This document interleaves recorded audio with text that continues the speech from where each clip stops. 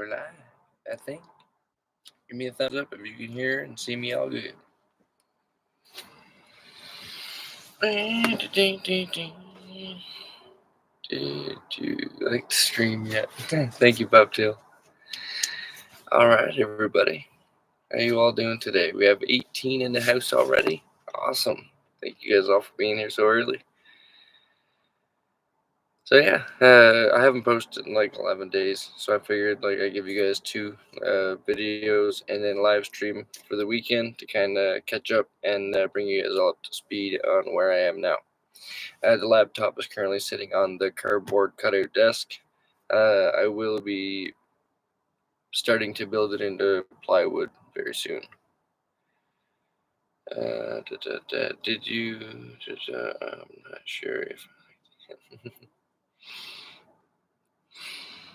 But my main reason why I didn't build this desk out right yet was, one, I was kind of waiting on a possibility of that battery coming, and it came much earlier than I expected, which is awesome. And I didn't have to modify my desk build so far at all. The battery fit right in there.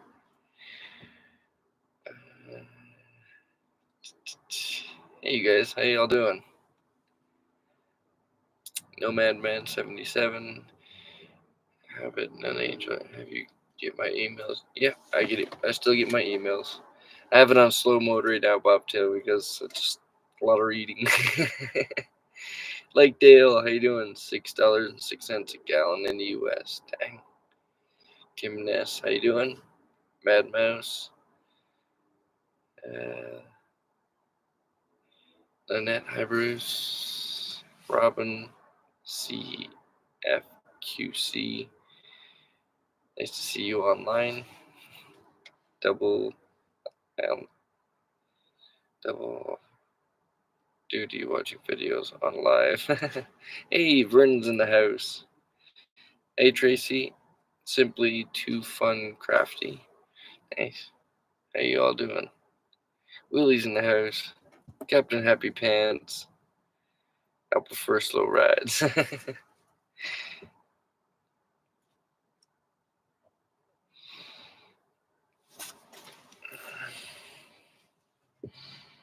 So yeah, let's see what we can update you guys on. I added a speaker to the desk box. It's not hooked up yet, but it's in place of where I think it might be. And then, what was I saying about before that? Yeah, the reason I didn't build this out fully yet is because I still need to pull this piece of plywood out and fully paint it, and also get at that floor a little better. I did just touch it to get the surface rust off real quick, but I want to hit it really good again and make it all one color instead of patchy blue. And then I believe we're going to adhesive the plywood to the floor.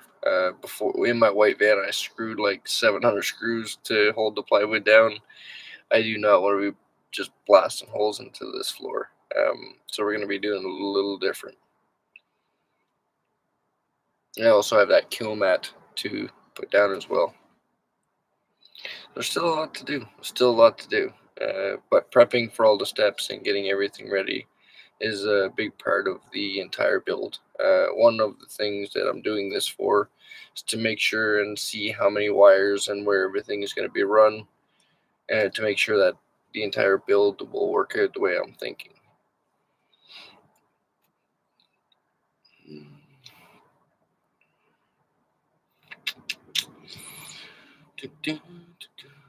43 in the house. Thank you guys all so much. That's awesome. But yeah, no, I've been out for a little bit.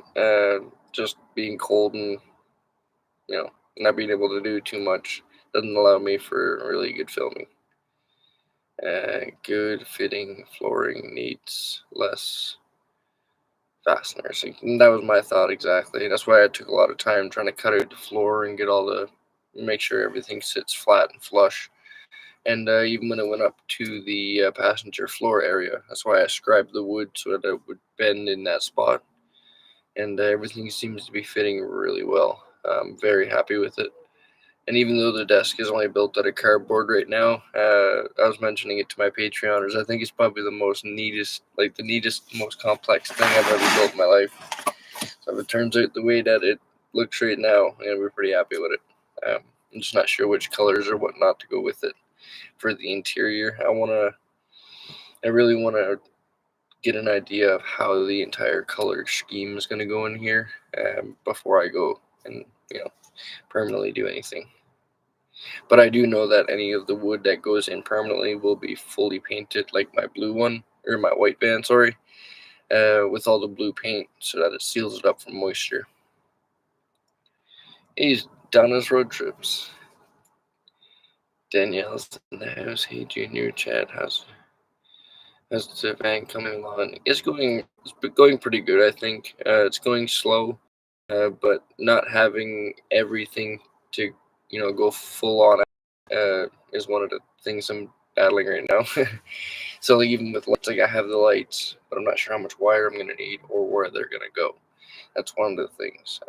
I have lights on the roof. I kind of know where they're gonna go, but I need to make sure 100% before I go ahead and start doing anything that I can't, or I would have to get all new stuff for. Like even when I was wiring in the battery setup, I was very careful about how I wired everything up because I didn't want to cut any wires and have to, now that wire's no good because it's not going to where I wanted it to go, or where, so I tried to hold off as long as I could with wiring up the system. I did wire up the two Energy batteries together neatly, and it just so happened that the next day, when I went up to go to the storage unit, that my buddy came out with this battery that came in over through the mail from Redudu. So I brought it down. What I have done right now, I haven't put it on video yet, but I will. I just want to have it fully set up with proper wires and proper grommets and everything so that, everybody gets a good idea of, what. I don't want to show anything half done because I know that people are going to be like, oh, well, you should have did this and whatnot. And I know I'm in the process of doing that, but it's just going to take time to run everything properly. But right now I have no battery under the hood of the van. The battery, I replaced all of the wires under the hood and ran longer wires in, ran those wires longer into the passenger floor area, and those two Renergy batteries, the 200 amp hour Renergy batteries, they are now the official van's under the hood technically battery, and then the lithium battery will be the house battery. So all of my batteries are in here in this little box, which is really cool. Not only did that bring all the wiring in to keep it warm and all of that stuff, but it also allows for a lot more room under the hood of the van, which is really cool. I was joking with Mr. Blur. I was like, hey, man, it looks like I got room for a turbo. If I ever hit the lottery, hit a major lottery win, you'll be sitting. Thank you very much. Canadian cardboard automotive design, right? Yeah, the cardboard trick worked out really well. I was surprised. It still took me a lot of time to get through it, but now when I do go to build it, I can basically just kind of cut out the sections that I want, and then lay it down on plywood, make sure I have enough plywood, and then go ahead building it. So it's a really cool trick, and also it gives me a visual on what it would look like before it gets built. Even with the inverter sticking out the speaker right now. Once I get the other voltmeter, that'll go in there. I also added that pull-out desk, which is pretty cool. I'm not sold on boxing it off on the door side. I think I might leave that open, one for ventilation, and then two, the passenger door will be technically the door. So I don't think I'll need to block that off in any way. It'd be a bit overkill. But I am thinking about putting in some kind of ventilation system for it. So maybe like one vent down here and then maybe one vent over there. I'm not too sure. But I want to have some kind of like air ventilation system for it in case so it doesn't get too hot in the summertime or too cold in the wintertime. Mr. Blur did mention to me about once I got it built out of plywood, maybe even taking some thin styrofoam and just lining the box so it helps keep it cool and stuff like that. And I thought that was a really good idea. Lududu, Redudu lipo battery. Yeah, and they actually sent me the 200 amp hour, which is huge. And that's more battery power than I've ever had. I've seen a lot of reviews on the 100 amp hour battery, and I'm really excited that they sent me the 200 amp hour, because anybody who gets into the 100 amp hour battery, it's really good. Like as you've seen, I had less than 100 amp hours running for years with car batteries and stuff like that. But once you get into the battery game, you get that first 100 amp hour. I found anyway that most times you end up wishing you had more battery. So more battery, the better in a sense. And with the 200 amp hour, it's kind of all in one package. You got a lot of battery power right there. So far with my little 700 watt inverter, charging a laptop, running Starlink, I haven't even put a dent in that thing. So we are going to be putting it through some testing into the dedicated video for it. And then once I use it for a bit with everything that the van will have in it, we'll give it a good test and see, we'll do an update video after a little while of it. Did thick wires with extra fuse box under my bed in my kitchen cabinet so I can add devices or move them when I need to. Yeah, that's nice. Absolutely. Heck yeah. Yeah, having the accessibility for stuff like all my fuse panels, I want to have 90% of the wiring system in this box. Now there's going to be wires running from the box, like for speakers, lights, and all of that stuff. But for the most part, everything will be in here. I'm thinking about adding a fuse panel to the back of the van. That way I can run kind of just one power wire back there if I wanted to do some kind of specific light for back there. But yeah, also, yeah. So with this power box being in the passenger seat area, I got to thinking, like, what if something were to happen and I needed to like kill the power now? If any electrical whatever tried to freak out, a battery melted down, the charge controller melts down, whatever, anything ever happens, any kind of issue, I wanted to have a kill all switch. So Mr. Blur hooked me up with this guy. This is a battery kill switch. You just hook your one end in there, one end in there. So I will be putting this on my side, the driver's side, facing anyway, of the power box. That way, if anything, even if I'm driving and I needed to kill the power now, all I gotta do is reach down and grab that, and it'll kill everything. A lot of race car guys have that on their vehicles on the outside, so that if while they're driving anything trips out, they can just, somebody on the outside could even grab it and turn it off. So that's what inspired that, and thanks to him for hooking me up with that guy. Bill, you probably already have the idea, but gather up some panels and you get a pointer. You can make all kinds of furniture out of that. Yeah, that would be really cool. Can you imagine a whole van built out of cardboard? Cardboard is cheaper than board cuts, absolutely. And as you guys know, I'm no carpenter, so I didn't want to be just guesstimating with plywood. So, and just for a note, I was joking with the guys, but this is real. I'm horrible with numbers, so when I built this desk, I didn't use a level, I didn't use a measuring tape, I didn't use anything. I literally just looked at it, held it, drew the line. So it's all kind of freehand. I did use like straight edges to keep the line straight and stuff like that.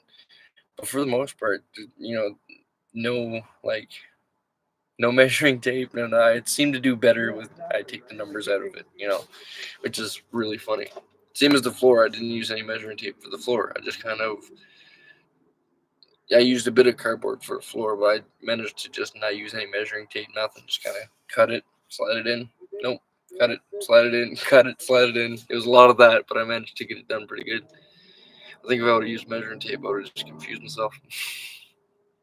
Know your weaknesses. You work around them.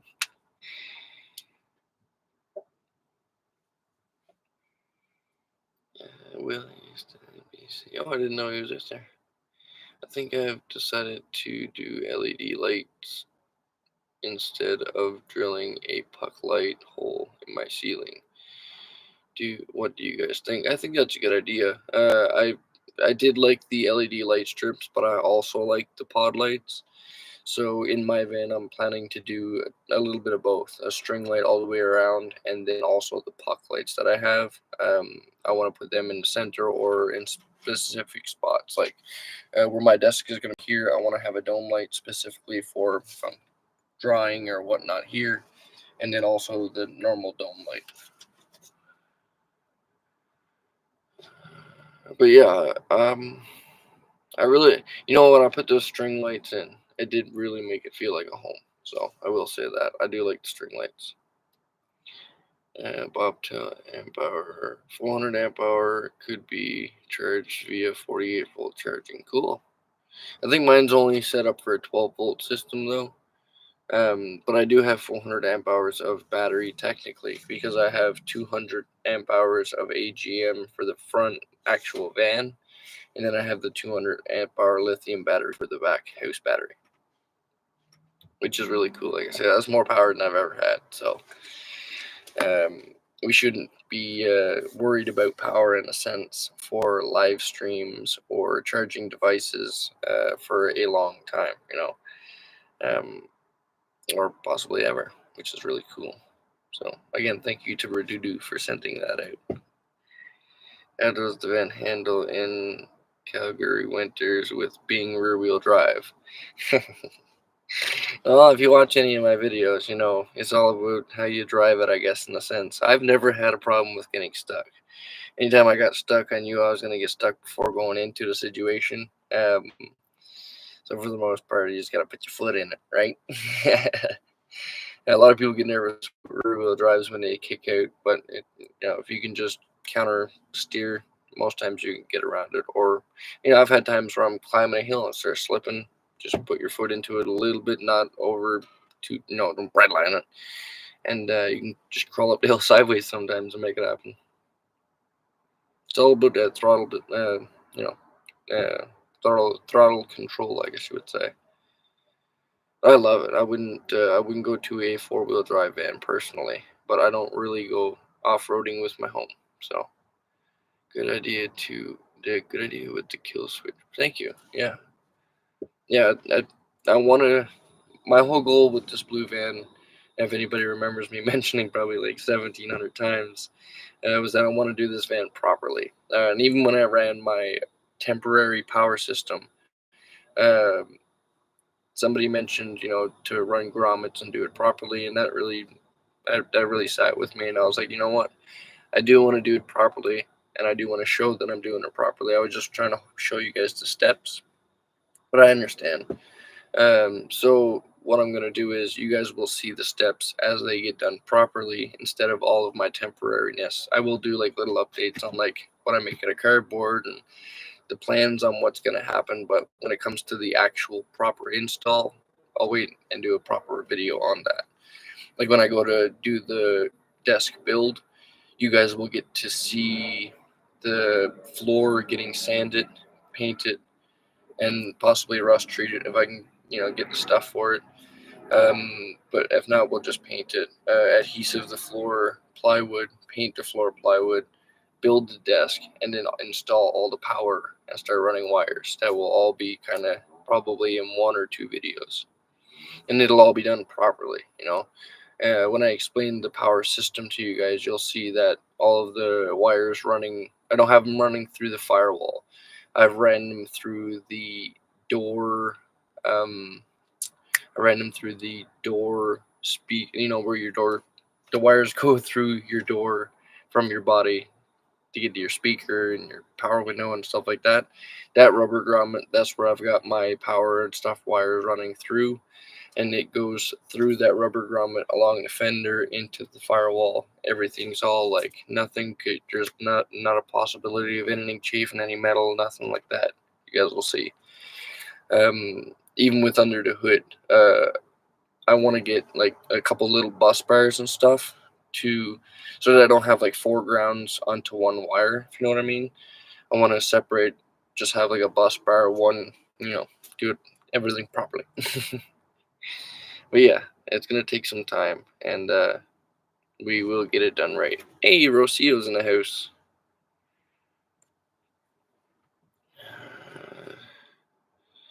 Switch to your solar so you can turn that incoming power off. Once the solar's set up, I probably won't ever want to turn it off, really. I have to call you back. Once the solar gets set up there, I don't think I will ever need to turn it off. My charge controller allows for it to do solar charging and also alternator charging, so it takes care of the brain on that part. I never need to think about it, which is really cool. Mr. Blur and Turtle actually have the exact same charge controller, just the upgraded version, the 50 amp. I have the 30 amp, and I can tell on my app that it's really been struggling just to try and keep up with putting so much power out. So I will eventually, hopefully, be upgrading that to the 50 amp as well. Bruce Lee. Stick on double-sided tape. Yeah, so right now my charge controller is actually only held on with double-sided alien tape because like I said, I wasn't sold on its location. Also, like, I'm not sure if it's heating up because it's down near the exhaust. That's my theory, or if it's just got so much amps pulling through it. Like I said, because it's not a 50 amp and it's overworking itself.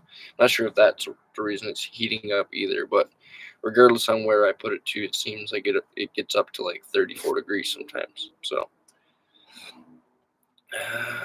how would you wire them into your fuses then? So I have 2 fuse panels. And also, I will be putting some internal fuses in through the lines as well. They're just very expensive, and as I go through, like, it's in order to add a fuse, first you got to buy the fuse, and then you need 2 4-gauge wire like lugs, And the 2 wire lugs here at Canadian Tire are $10 unless you get them on Amazon, and then you're waiting for them again anyway. But yeah, I'm definitely going to be putting a lot of fuses. Like I said, I want to go as proper as possible. So even if you guys see something in the videos, you don't be like, hey, do it right, and just be like, hey, I think you should possibly put a fuse in this area or something like that. Heck yeah, I'm all about knowing. If you don't know, you don't know. And all of this wiring stuff is new to me. Thankfully, I do have a good community of people all around me in order to help me with it and get it done properly. So no more booster cable wires. That's Mr. Blur's thing. We feather the pedal. Exactly. Okay, I'm falling behind here. Yeah, I got it in slow mo and I'm still falling behind.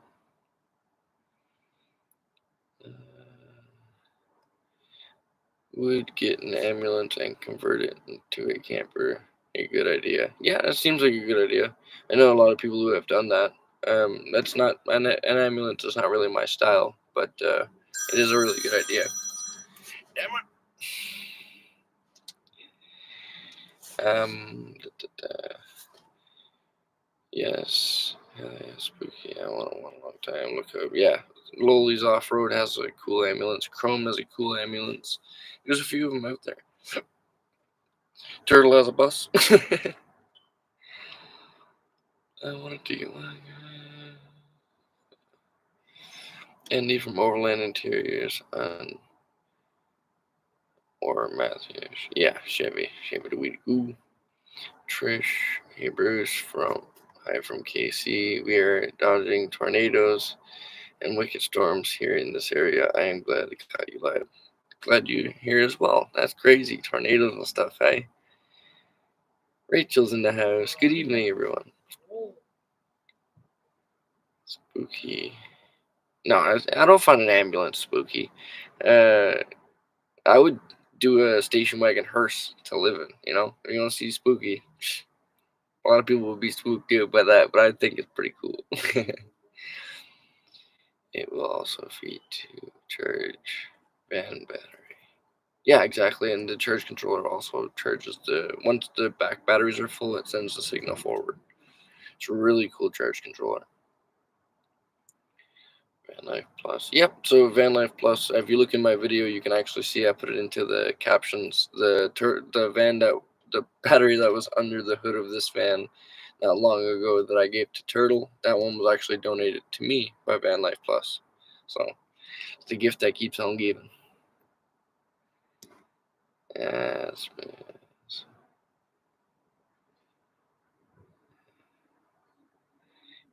And fuses can't be used. Howdy, y'all. Sorry, you guys are missing so much of the chat here. I'm here just listening. Good to have you here, Vernon. Kelly.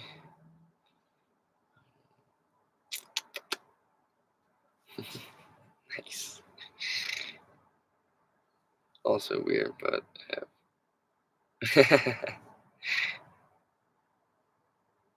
I like it too.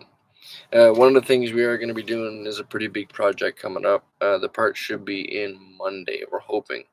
But his Turtle's head gasket is currently blown, and he makes oil in his milk every single day. So we're hopefully going to be doing that at the beginning of the week. Now, my thought is to hopefully pull the transmission on this van.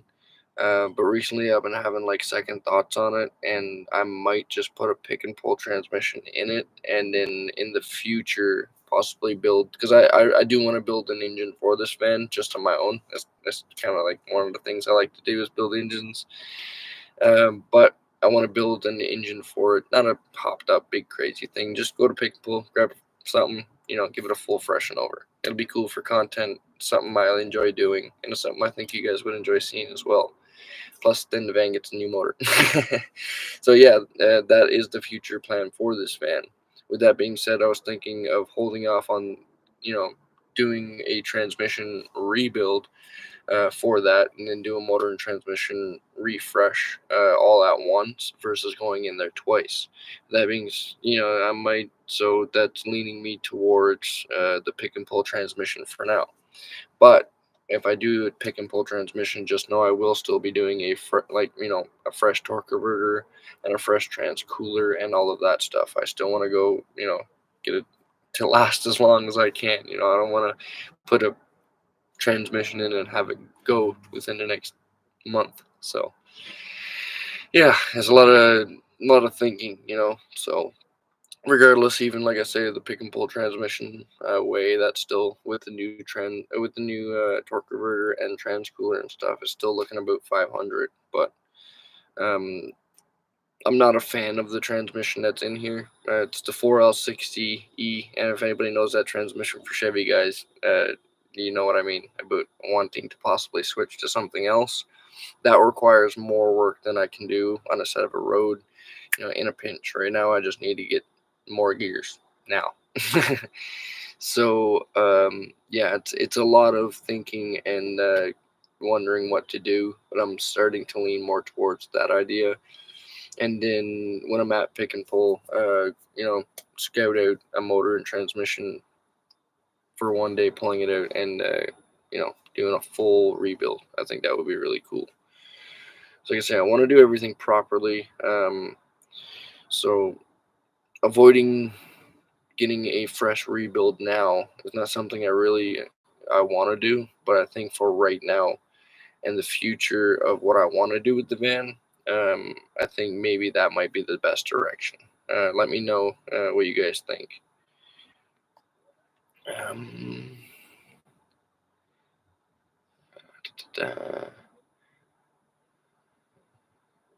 Yeah, Outdoor Dreadhead, what's happening? Thank you very much, Bobtail Trucker. I see you dropping them links. I appreciate that. Marco.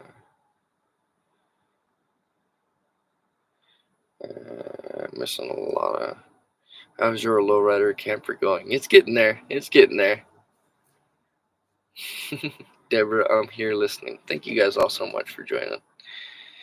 Would you do a 4x4 conversion? Personally, no, I would never do a 4x4 conversion. For one, I'm not planning to ever go like deep enough or off-roading to need a 4x4 conversion. As you guys seen, even with Chrome's van being a two-wheel drive, having a locker in the rear, you could do all right, I have no intentions of going like far back in the bush, so for me it wouldn't be necessary. And there's a lot more moving parts to fail. You know, I'm a rear wheel drive fan, true and true. So I can never see myself needing one of those. 4x4 and lowered is a that would be crazy. 4x4 and lowered. Oh my god, my brain would melt just trying to think about how to put that together. But no, just 2-wheel drive, lower it, and I think that would be a really cool way. Manual transmission, yeah. So that is one of the directions that I am really tempted to go, is making the van a manual. But that requires, like I say, more time than I can do in a weekend, and it requires picking the right parts in order for it to work in this combination. So with that being said, if I just do a pick and pull transmission now, take my time, source out all the parts, build the motor, rebuild the transmission properly. Hey, be right back.